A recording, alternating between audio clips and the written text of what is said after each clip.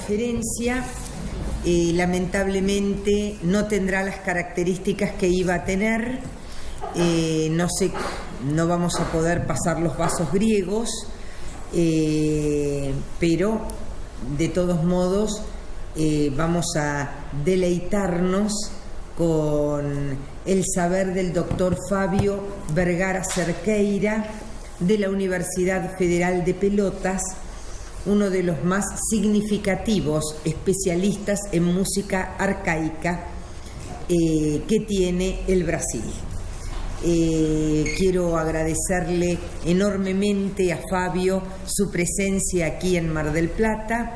Va a ser el esfuerzo de hablar en español o en portuñol, se va a entender perfectamente.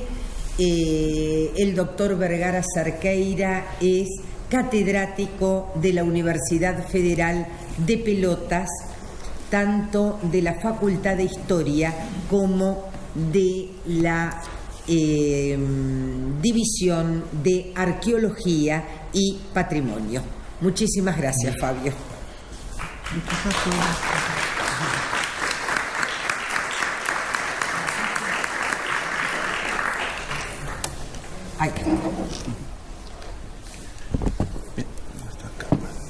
Buen día o buenas tardes. Disculpa un poco por el problema de tecnología, pero no dominamos esta parte, ¿no? No. Sí, así que yo voy a hablar un poco distinto del título que está ahí, porque ayer conversé un poco con Cecilia sobre qué va a trabajar con vosotros en el curso de introducción y filosofía y mito, así que voy a traer un poco de la música con relación al tema del mito y de filosofía, ¿sí? Bien, habían cosas que estaban escritas ahí, que no me acuerdo las citas de todo con precisión, ¿sí? Y me disculpo también por el español un poco así improvisado, ¿ok? Bien, primero punto que yo quiero hablar es que yo no sé qué han leído ya de Grecia antigua, de historia de Grecia, filosofía de Grecia, pero cuando leemos los manuales de introducción o todo esto, se tiene una información muy vaga, muy imprecisa sobre la importancia de la música en la sociedad antigua.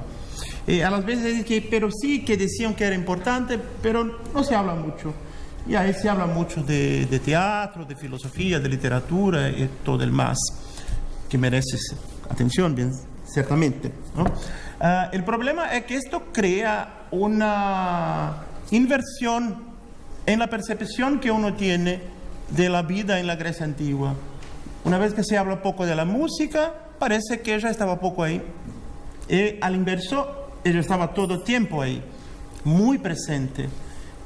No solo como algo para la distracción, para el divertimiento, pero algo estructural en su vida, en la religión, en los momentos amorosos, en el divertimiento, en la educación, en la guerra, en el trabajo. El acompañamiento musical estaba casi siempre presente.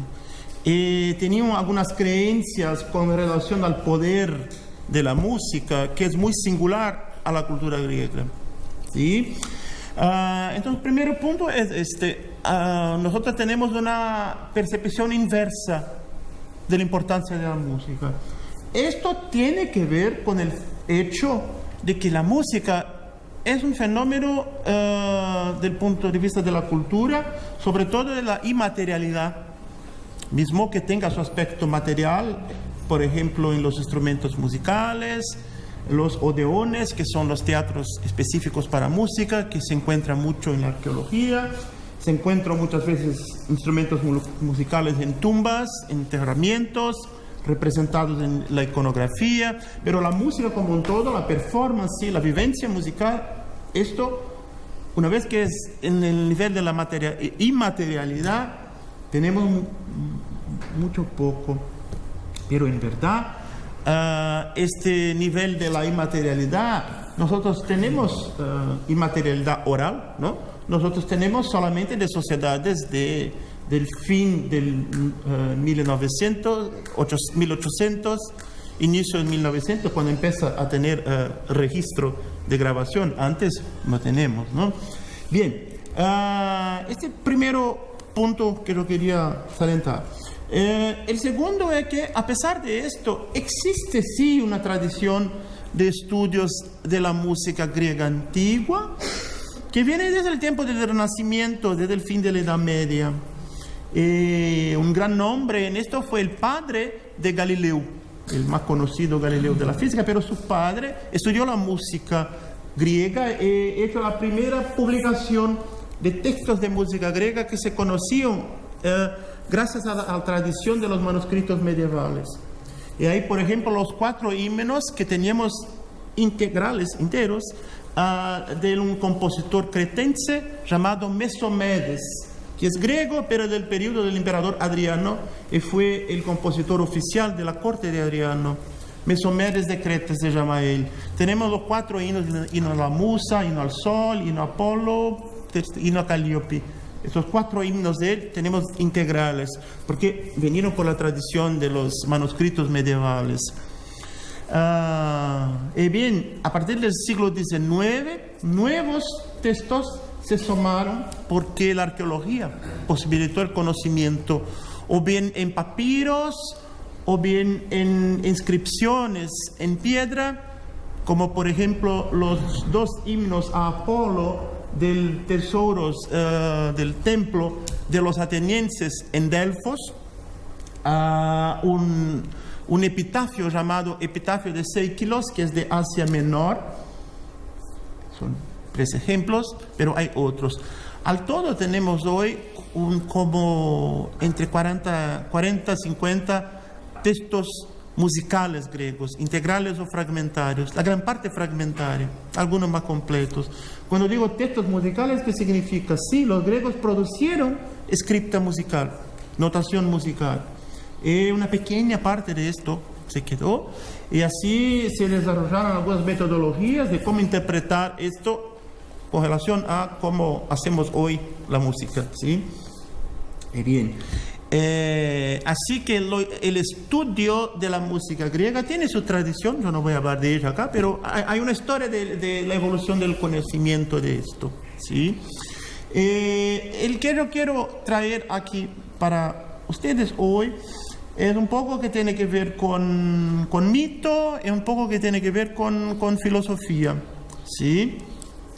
Primero el mito, ¿sí? En la cultura griega, algunos dicen que no hay cultura que tenga más mitología musical que la griega. Así que son varios los personajes mitológicos, sean ellos divinos, sean ellos héroes, que tienen ligación con la música. Ligación fuerte, o porque crearon instrumentos, porque tocaban los instrumentos, porque cantaban, ¿sí? En la vida de estos héroes, de estos dioses, la música no es algo secundario, pero central, ¿sí? a su vida. Así que llama atención siempre, por ejemplo, el mito de Orfeo. Ese dice que es algo, porque en la mitología muchas veces hay mitos que podemos comparar con otras mitologías y ver que se repiten. Mitos de creaciones, por ejemplo. Pero el mito de Orfeo es muy original de la cultura griega, ¿sí? Orfeo así era un músico, ¿sí? Y ya sabemos un pasaje que está en las Argonáuticas, que cuando él está en esta embarcación, van a pasar por el estrecho donde estaban las sirenas. No sé si conocen la historia de las sirenas. Las sirenas para ellos no eran como para nosotros, ¿sí? Ellos eran mitad ave, pájaro, mitad persona. Y podrían ser masculinas o femeninas, ¿sí? Y cantaban. Y un canto muy seductor, de una belleza muy seductora. Pero al mismo tiempo eran las porteras del infierno, ¿sí? Porque su canción no se resistía a ella, y los marineros iban en dirección a las sirenas y morían por esta razón. Era una muerte más agradable con la música de las sirenas, ¿sí? Tornamos la muerte más aceptable, ¿sí? Pero ahí, cuando están pasando los argonautas, Orfeo se pone adelante de la embarcación, toma su lira e empieza a cantar. Es una verdadera guerra entre la música de Orfeo y la música de las sirenas. La música de Orfeo es la primera vez que muestra que es capaz de vencer a la muerte. ¿Sí? Bien, primero punto este. Más adelante, Orfeo era apasionado por una chica llamada Eurídice, su amor, ¿sí? Ella murió. Él, con la belleza de su música, él tuvo la capacidad de seducir a Cerbero, a los canes de la entrada del infierno, a las divindades del infierno, a que entrase ahí, para que pudiera ver su amada y la traer de vuelta. Y convence a los dioses con su música a invertir esta regla de la naturaleza. Pero cuando está volviendo, ¿sí?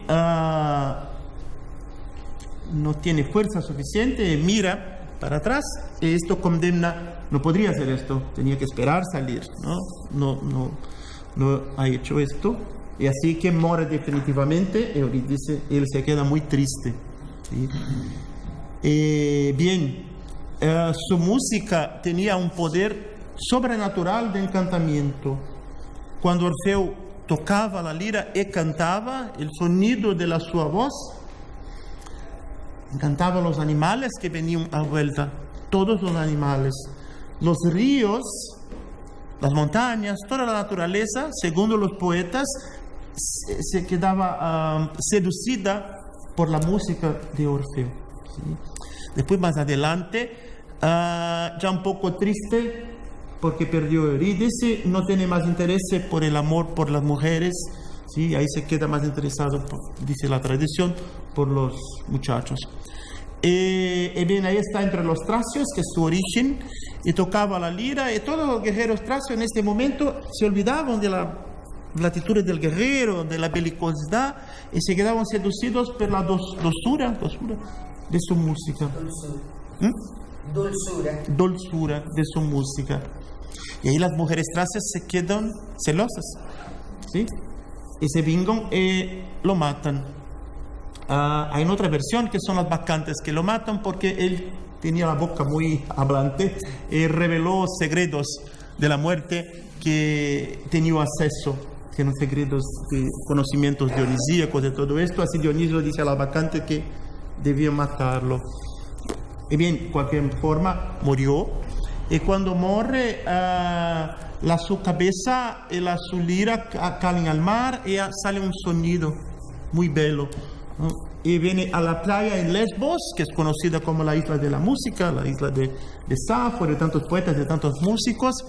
Y ahí la cabeza es acogida y va a tener en la ciudad de Metímine un oráculo. Hablamos normalmente más del oráculo de Apolo, ¿no? Pero hay otros oráculos. Ahí tendrá este oráculo de Orfeo. Un mito como esto es muy original de la cultura griega. Pero después son tantos mitos. Por ejemplo, Pan. Pan era apasionado por una ninfa llamada Syrinx, pero a ella no le gustaba Pan a causa de su aspecto. Pan era un poco una mistura, ¿sí? Un poco fea de Bodge, el animal del pan, cabra, un poco humano, un poco cabra, era feo, no le gustaba. Y así como él siempre intentaba conseguir su amor, ella se foge y se juega al río, que era su padre, el río, y ahí se juega sobre los juncos para se matar, ¿sí? Y muere.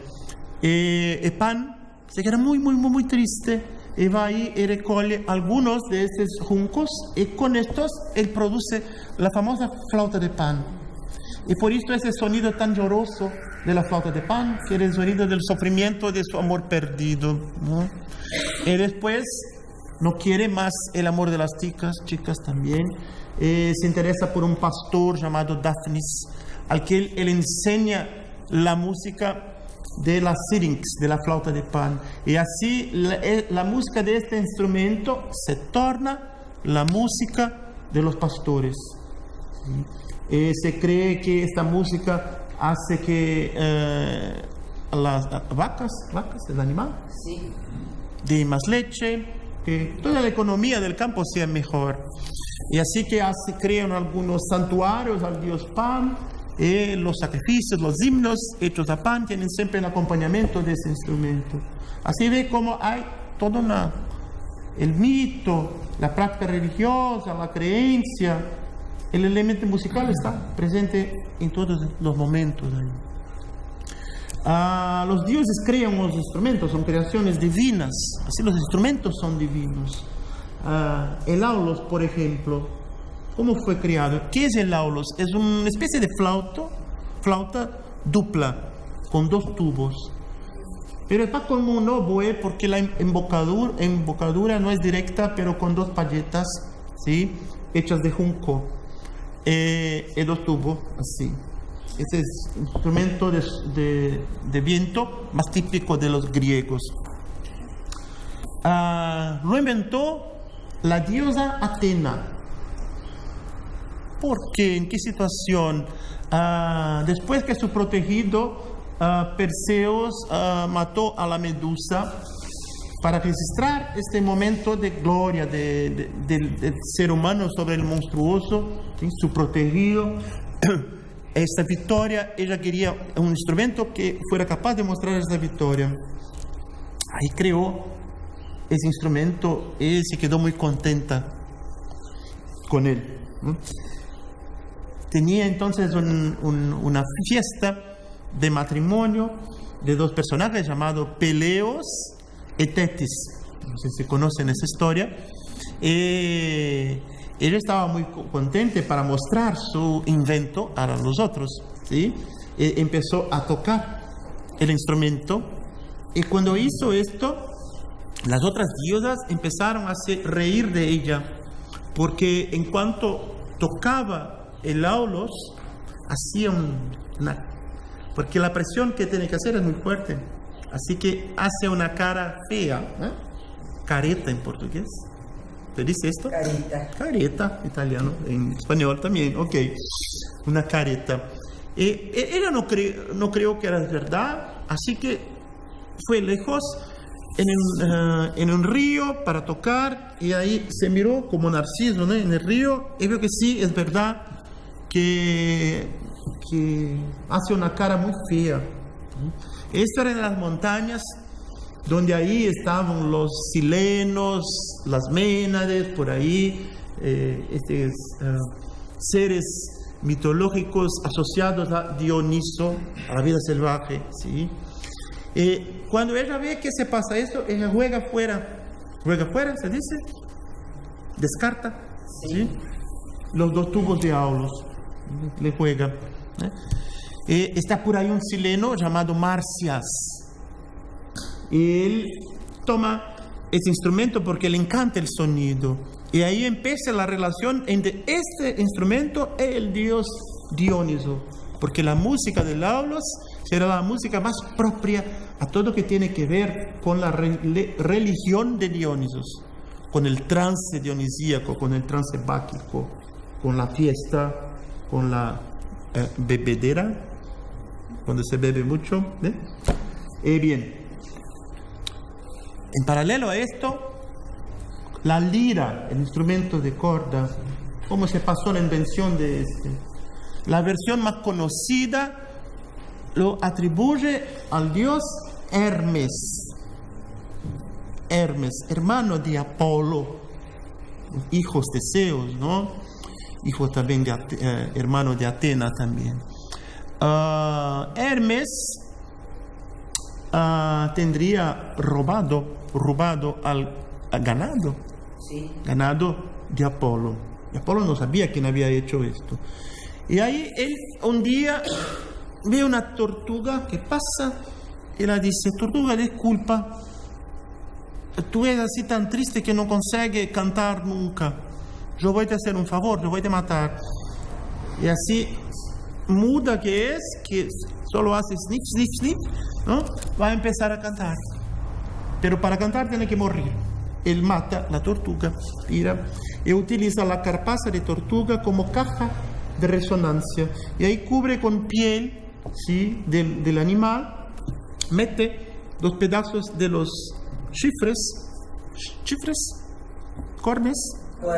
cuernos, ¿sí?, del ganado, ¿sí?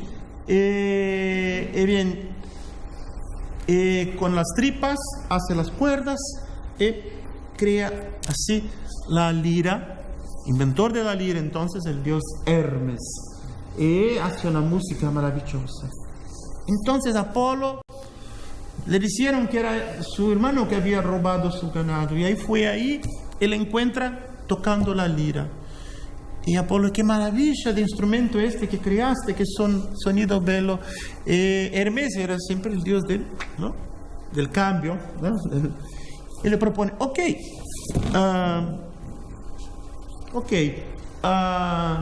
yo te doy este instrumento, es tuyo, pero no me quedo con el ganado.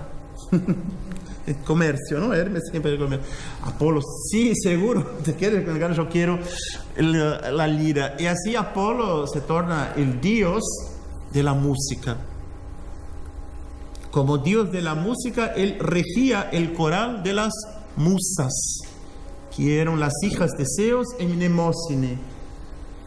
Cuando empezó el tiempo de Hesíodo, vosotros van a trabajar con Hesíodo, porque acá la profesora, gran autoridad en Hesíodo, ¿sí? Eran 3 musas, pero después con la tradición se tornan 9. Calíope, Melpomene, Euterpe, Terpsícore, y así va. Clio, Urania, así. Pero cuando empieza la música de la buena danza, la música del bello canto, la música de la lira, del aulos, más ligada a la música, o la danza, o el canto, ¿sí? Y bien, y ahí todos conocían a Apolo como el grande dios músico, él y las musas. Pero Marcias empieza a se tornar un gran flautista, un gran auletes, el término más correcto, porque toca el aulos, auletes. Él así decide que él es mejor que Apolo. Él amenaza en una disputa. Y Apolo acepta, entonces vamos a ver quién es el mejor músico. Y ahí los dos tocan. El resultado es que Apolo es vencedor. El dulce Apolo en ese momento se torna dios de la justicia y la dulzura termina, ¿sí? Porque hay que cumplir, ¿no? Hay que cumplir la pena, la condenación, porque desrepechó una orden, ¿no? Y mata así a Marcias, ¿sí? Es un tema muy conocido en la arte, muy explotado, hasta la arte barroca recientemente. Ese tema de cómo Apolo mata a Marcias porque lo saca la piel, lo saca los pelos con crueldad, ¿sí? Bien, ¿no? Este tema de la disputa musical es un tema recurrente en los mitos y era algo presente en la sociedad, porque una cosa que les gustaba mucho a los griegos eran los concursos musicales. Nosotros conocemos más la parte atlética, las disputas atléticas, pero había más de un tipo de disputa que atraía el público griego. Las disputas atléticas, sí, las disputas teatrales, sí, las disputas musicales también. ¿Sí? Son 3 tipos de disputas que había. Y esto está en los mitos, las disputas musicales, así como las disputas atléticas también, las luchas de Heracles y otros así, que son paradigma para la parte atlética. Pero estoy hablando aquí de la parte musical hoy, ¿no? Entonces, un otro caso conocido es de un otro héroe que viene también de Tracia, así como de Tracia viene Orfeo. Es una región de donde vienen muchos músicos mitológicos. Entonces, Marcias aprendió a tocar la lira también. Y decide, era hijo de una musa, Calíope, ¿sí? Pero él piensa que es mejor que las musas, que es un músico mejor que las musas, que eran diosas. Él, hijo de una diosa con un humano, con un pastor, ¿sí? Y bien, ocurre esta disputa, él pierde. Ellas lo sacan el poder de cantar y lo sacan la memoria de tener sido un gran músico. Esto es lo peor de todo, ¿sí? Así que ese es un tema muy griego. No es un tema tan común en mitologías, ¿no? Después, nosotros vemos que hay la institución de la educación musical como algo que se desarrolla en Grecia desde el fin del siglo VII. Tenemos evidencias de una institucionalización de la educación musical, ¿sí? Las evidencias más antiguas son parte para Creta, ahí que tenemos Safo con una escuela de música, parte para Esparta, que sabemos de la actuación de músicos como Tirteo, Taletas, tantos otros que actuaron en Esparta y enseñaron música ahí. Pero el que se conoce con más detalle es de Atenas, donde podríamos decir que a partir de ahí del 520, 525, más 530 tal vez, pero no más que esto, se desarrolla una institucionalización de la escuela, donde se estudia música y atletismo. Es un tema que ha gustado mucho a los pintores de vasos que representan esto, así algo en el cotidiano en la sociedad.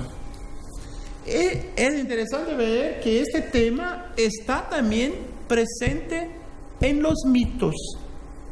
Y ahí también una originalidad de la cultura griega. Hay dos profesores de música muy presentes en la mitología. Uno se llama Linos, que sería hermano de Orfeo. El otro es un centauro, mitad caballo o mitad hombre. Este centauro se llama Quirón. Él también es un profesor de los héroes. Así, por ejemplo, Heracles aprendió música con Linos. Y, por ejemplo, Aquiles aprendió música con Quirón, con el centauro Quirón, ¿sí? Y así, la cuestión de la música es un elemento muy importante en todo el ciclo de Aquiles. Y nosotros conocemos a Aquiles, la representación moderna, mucho más ligada a este héroe bravo que vence la batalla con fuerza incontrolable, ¿sí? Pero él mismo tenía una capacidad musical muy grande. Así, cuando los griegos tomaron una ciudad cerca ahí de Troya, aliados de Troya, llamada Eetion, ahí ellos tomó para sí una lira que estaba ahí, ¿sí? Porque él sabía tocar, tenía aprendido cuando niño, con Centauro. Y con esta música, cuando los dioses estaban se peleando por causa de la guerra de los hombres, la guerra entre aqueos y troyanos, los dioses se calmaban con la música que tocaba Aquiles, la música que él aprendió con el centauro, ¿sí? Cuando niño, su madre escuchó un oráculo que dice, su madre era la ninfa Tetis. Bien, ese niño va a crecer, y creciendo se tornará famoso como el mejor de los guerreros, pero en la guerra morirá. Ella, como madre, no le gustó esto. Así llevó a su niño a un río mágico donde le bañó, le puso con la mano así por el pie para tener la inmortalidad. ¿Sí? Pero debía tener cambiado el otro pie, ¿no? Solo con uno, así una parte del cuerpo, no se bañó ahí, ¿no? Ahí el famoso calcañar de Aquiles, ¿no? Y bien, y ahí su padre lo llevó a la educación. Después, que va a tener con Quirón. Aprende varias cosas en la música de la lira. Este tema en la arte romana, muy popular. Representan Aquiles con Quirón en mosaicos, en pinturas en Pompeya, en lamparinas, en platos de plata, muchas cosas. ¿Sí? Un tema popular, mucho después entre los romanos aún. ¿Por qué? Porque es un trazo importante de su personalidad, la música. Y ahí la madre, cuando empieza la guerra, ella dice, no, yo voy a esconder, se dice, esconder mi hijo en una isla, lo lleva ahí y lo deja en un palacio donde estaban las mujeres, porque los hombres tenían salido por la guerra. Y ahí él pasa un tiempo vestido como mujer, ¿no? Para que no lo reconozcan. Él pasa el tiempo tocando la lira junto a una niña llamada Deidameia. Ellos tienen un nombre de mujer en este periodo, se llama Pirra. Pero solo el nombre y la vestimenta, porque se enamora de Deidameia, ¿sí? Y tendrá un hijo, Neoptólemos. En ese tiempo están siempre la música como elemento de amor entre los dos. Y ahí vienen los sacan, lo llevan a la guerra, y ahí va a tener su destino. ¿Sí? Su destino de gran guerrero, famoso, el mejor de todos, y va a morir. ¿No? Tiene un vaso producido en Corinto en más o menos 600, ¿sí? Que representa el velorio de Aquiles. Ahí está él sobre el lecho, como esta, ¿ves acá? Y están las ninfas ahí. Su madre tiene su lira y la pone sobre el féretro donde él está. Y ahí en la arqueología nos muestra que muchas veces encontramos que el muerto junto con su lira. Mira esto que se pasaría ahí. Mucho tiempo después, su descendiente, al menos creía ser descendiente de él, ¿quién? Alejandro el Grande, ¿sí? Acreditaba ser descendiente de Neoptólemo, el hijo que tenía con Deidameia, que yo hablé, ¿no? Cuando está ahí en las conquistas, en la región donde Aquiles había sido enterrado junto con su amante, su primo Patroclo, ¿qué se pasa? Él dice, yo quiero encontrar la lira de Aquiles, porque él creía en el poder, en la virtud de la música, porque Aquiles era un espejo para Alejandro, pero no solo en la bravura de la guerra, en su pasión por la cultura. Ahí este simbolismo de la lira de Aquiles. Pero si ve, por ejemplo, los filmes modernos, como el filme Troya, es un buen filme seguramente, pero no hay música de Aquiles ahí, hay solo un macho, ¿no? Porque no se percibe la importancia que tenía esto para ellos. Un poco la razón, el que yo hablé cuando comencé a hablar la charla acá, esta inversión que da la visión de que la música no tenía importancia, pero tenía. Hablé ahí de Aquiles. Heracles. Sí, Heracles sabía tocar música.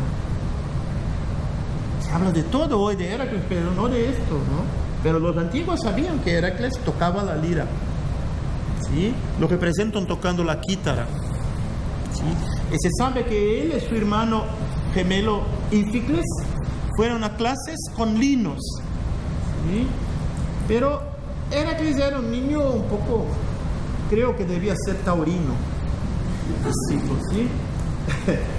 Muy rebelde, ¿sí? La clase iba bien con Íficles, pero Linos llamaba mucha atención porque Heracles no respetaba, no hacía las cosas correctamente. Y ahí él se rebela contra Linos y lo mata. ¿Sí?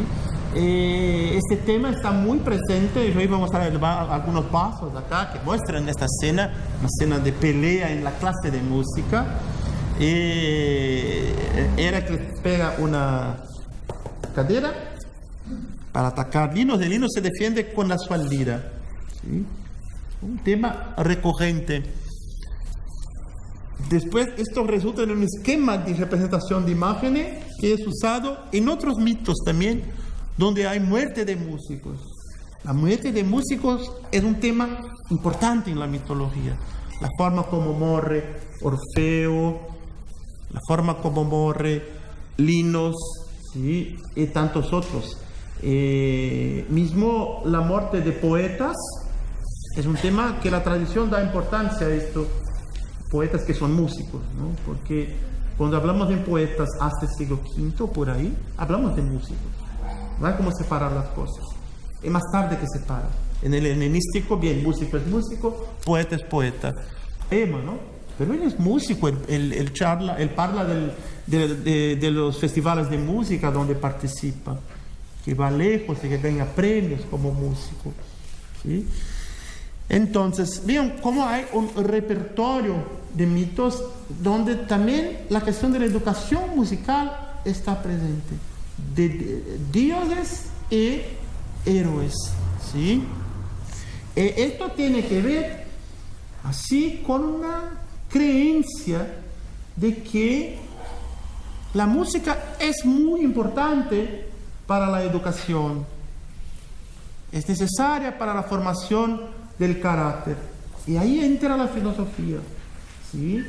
Porque filósofos como Platón, como Aristóteles, para hablar de dos más conocidos, pero en la gran parte de los filósofos o bien aceptan esta teoría de que la música ejerce influencia sobre el carácter, o bien se oponen totalmente a esto, como los epicuristas, los más materialistas.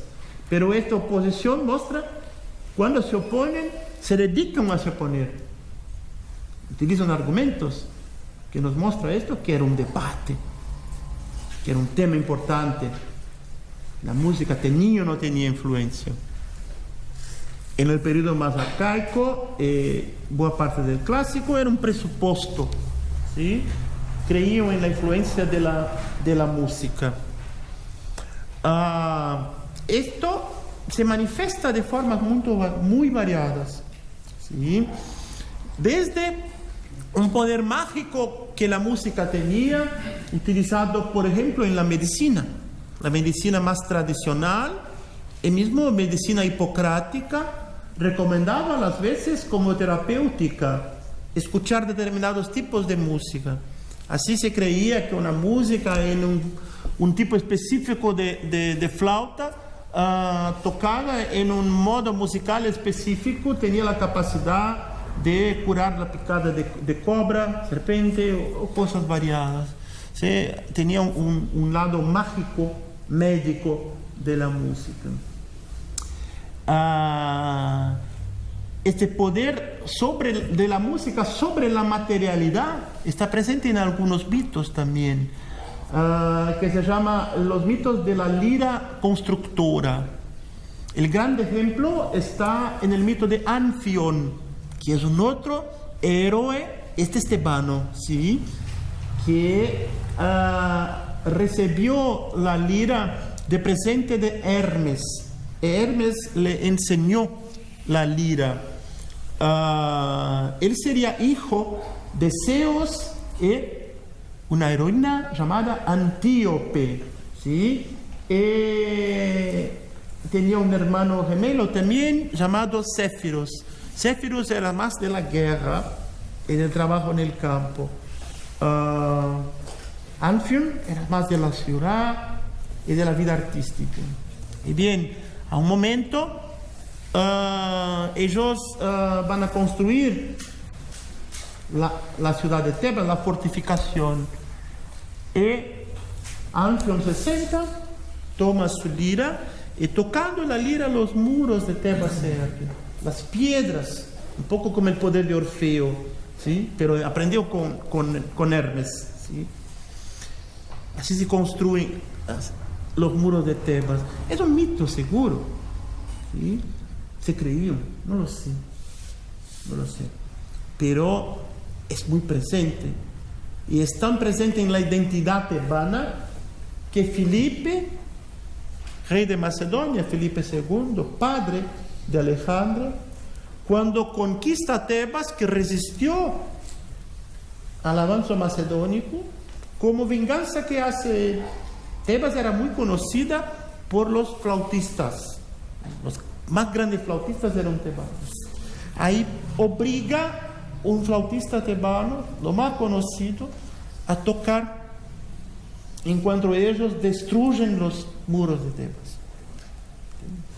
Era viva, así empezó, Tebas empieza con la música de Amfion que construye, y es destruida con la música de un flautista por orden de Felipe, rey de la Macedonia. Así estaba presente este mito para ellos, la necesidad de humillar a los tebanos, porque este mito tenía algo con su identidad cultural y la importancia. Sabemos que los grandes generales tebanos, como Epaminondas, eran excelentes músicos, tenía recibido educación musical, ¿sí? Entonces, ese poder de la música que se creía repercute en la institución de la educación. Si vamos a leer, por ejemplo, las vidas de Plutarco, es una excelente fuente para esto, porque se puede comparar.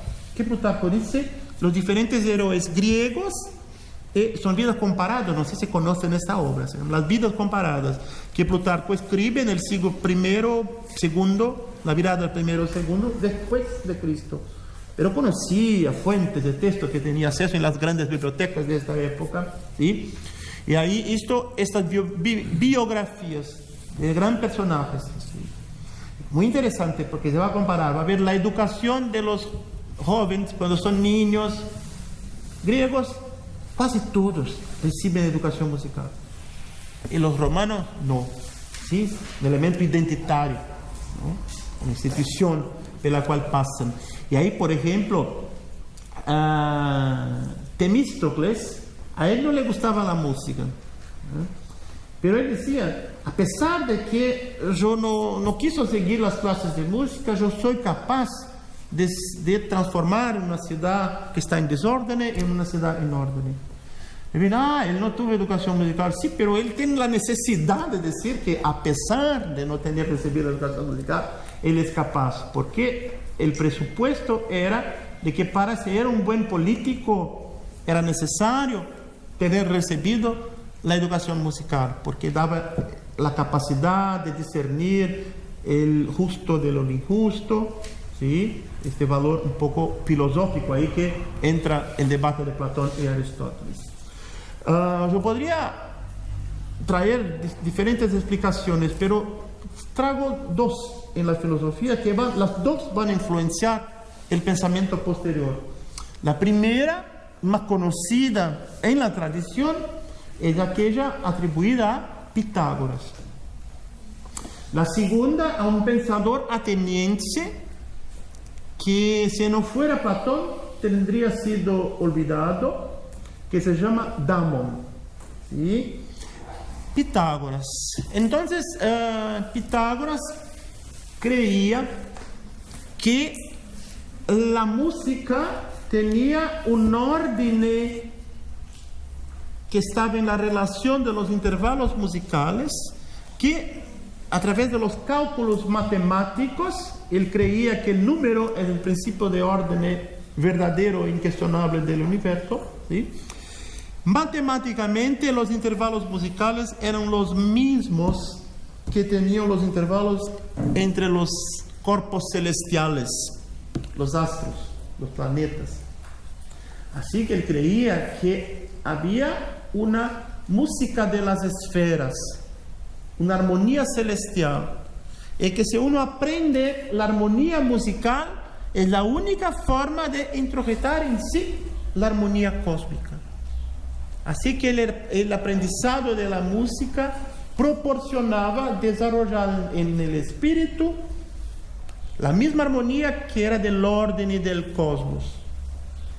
Y así, ahí se encuentra entre aquellos que siguen directamente, o mucho más que esto, todos aquellos que son indirectamente influenciados por el pensamiento pitagórico, una razón para que, y bien, es importante que mi hijo va a la escuela a aprender música, no solo gimnástica para ser un buen guerrero, pero también música para ser un buen político, un buen ciudadano.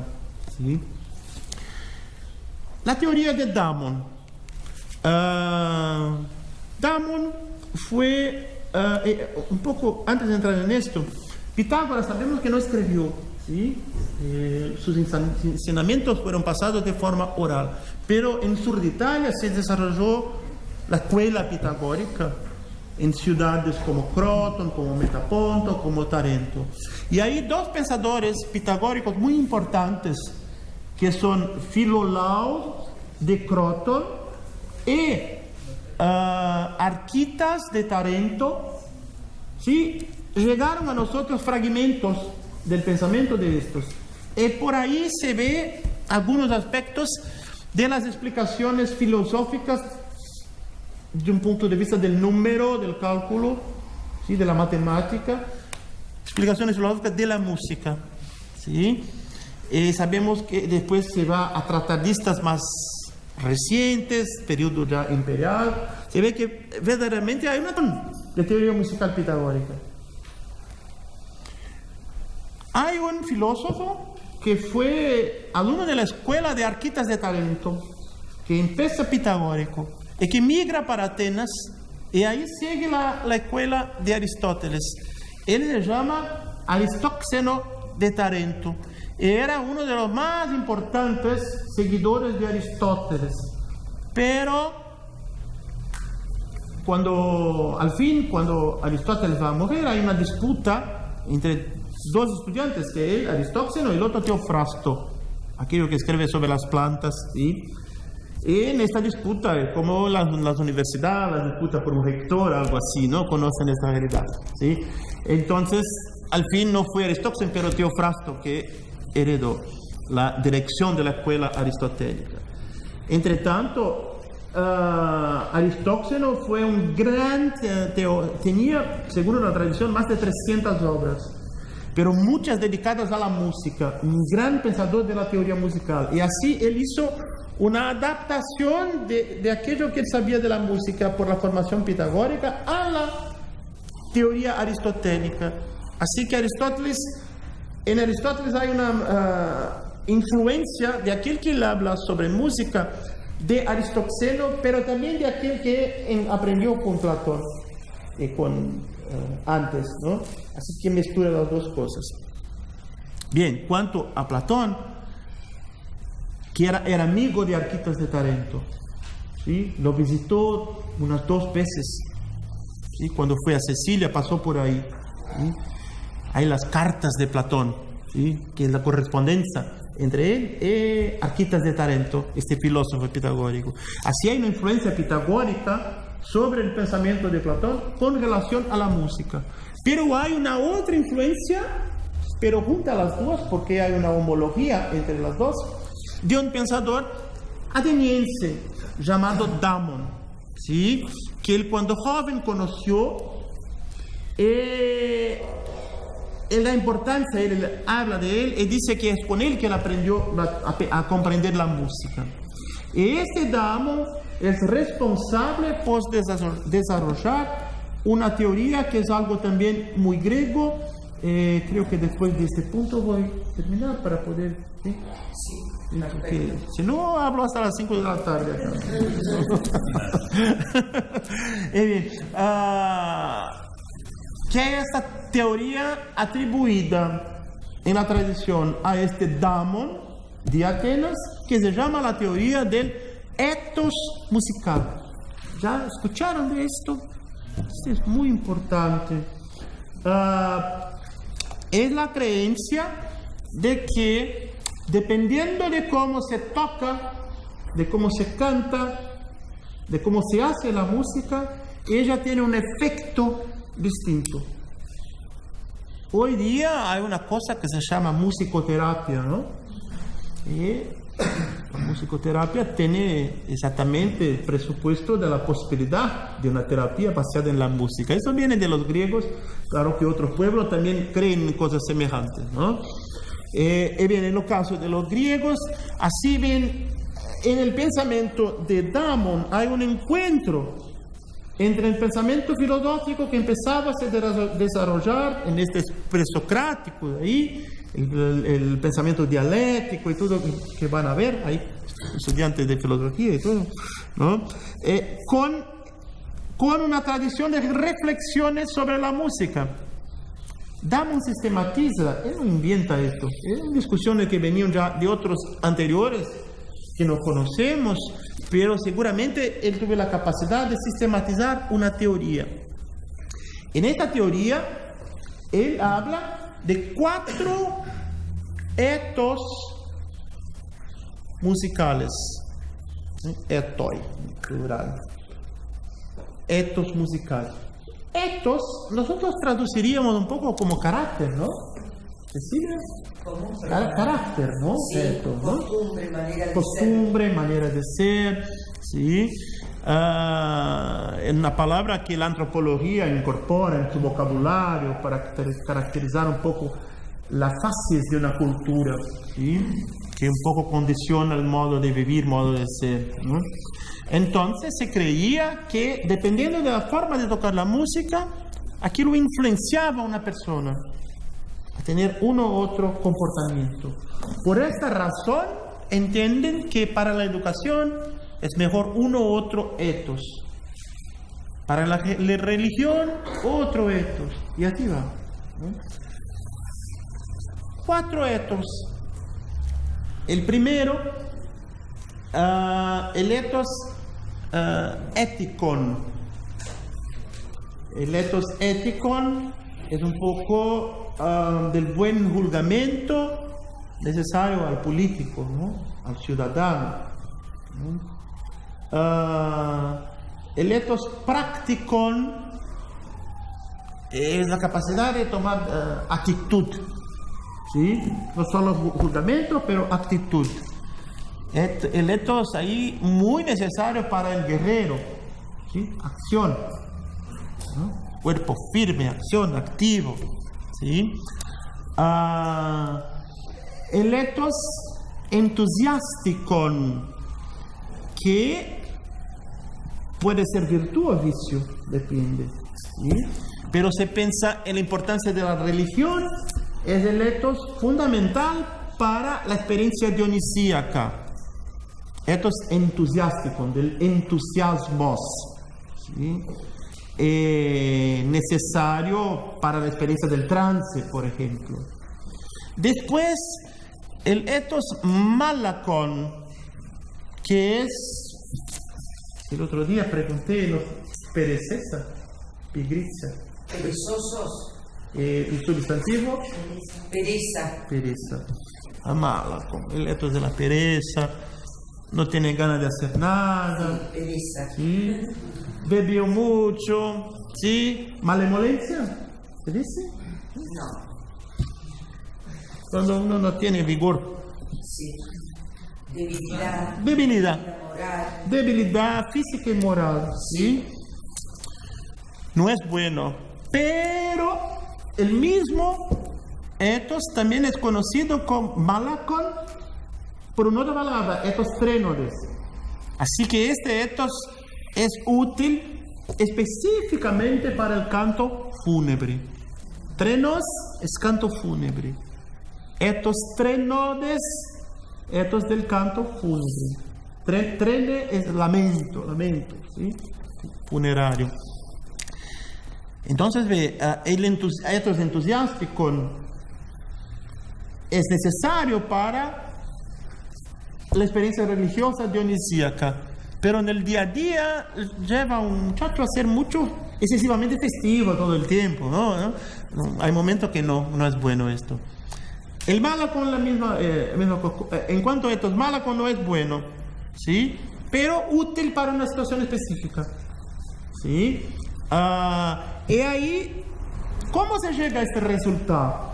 Bien, una combinación de factores.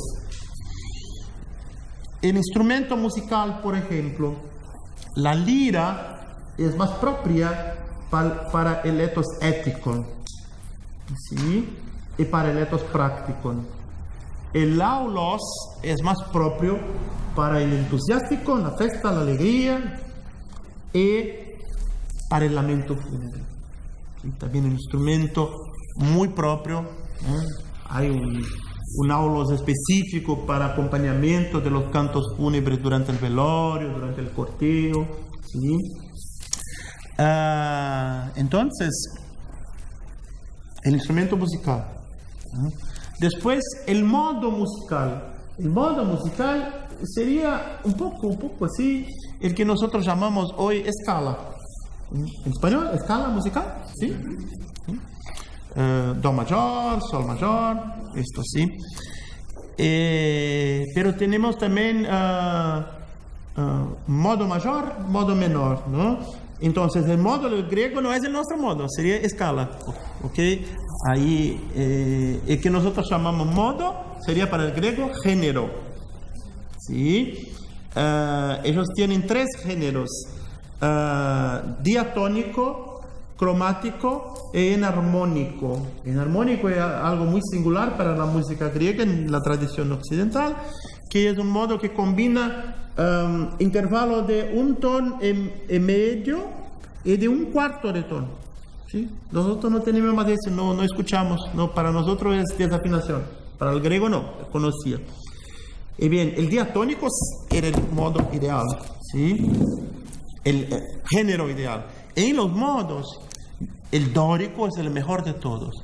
Para la música, para el ethos práctico, por ejemplo, el dórico era la escala que daba más regularidad para el espíritu guerrero, ¿sí? Y había una discusión entre el modo frigio y el modo eólico. Platón defendía que uno debía ser banido y Aristóteles que otro, pero era un problema de interpretación que ellos tenían porque conocían música, pero no en tantos detalles, ¿sí? Así que hacían un poco generalizaciones morales, pero a las veces no conocían tanto la teoría. Y a veces Platón y Aristóteles, cuando entran en los detalles, no van tan correctamente así, si comparamos con lo que tenemos de autores teóricos. Pero tienen la apropiación del sentido, la cuestión del sentido de la música está en los dos, ¿sí? Entonces, no voy a entrar en más detalles sobre esta cuestión de los ethos, pero se van a leer Platón, se van a leer Aristóteles, a ellos está muy presente.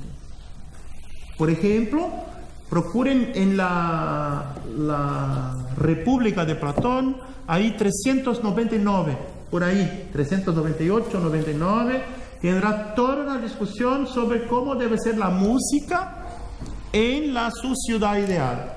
Y ahí dice los instrumentos que deben ser banidos, porque llevan a un ethos malacontreno de entusiásticos, que no es bueno para la ciudad, ¿sí? De otra parte, hay muchas cosas sobre la música en toda la obra de Platón, pero la parte más deontológica está muy fuerte ahí, partes. Pero yo destacaría 2. La cuestión de la teoría del ethos está muy presente en la poética, ¿sí? Él se apropia de la teoría de ethos, que inicialmente es hecha para la música, y la pasa para las otras manifestaciones, ¿sí? Piensa la pintura y otras cosas, ¿no? El tema del ethos. Y ahí verdaderamente se ve que el tema del ethos estaba presente cuando pensamos en la paideia, que es la formación de todo que está a la vuelta, forma a nosotros. La educación no es solo la escuela, pero todo. Y ahí la teoría de ethos se ve que está presente. Y después, el más importante, que quien tiene interés por esto, aconsejo leer La política de Aristóteles, libro 8.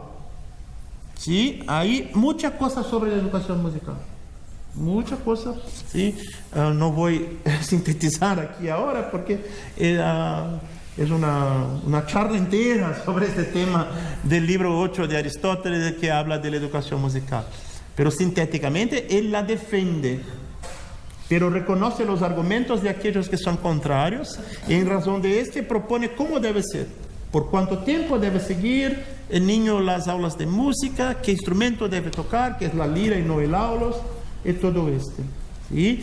Y así por aquí yo termino un poco. Disculpa que así mi memoria no es tan buena para hacer citas de cosas así, sin el texto, pero después puedo, esto que yo iba a leer acá, una parte está ya publicada, es online, ¿sí? Así que puedo pasar a Cecilia y pasa a vosotros, que es exactamente el título que yo iba a hablar, de esto de la música imaginario entre mito y filosofía, ¿sí? Creo que es un tema que puede ayudar un poco para las discusiones que van a tener en las clases con Cecilia.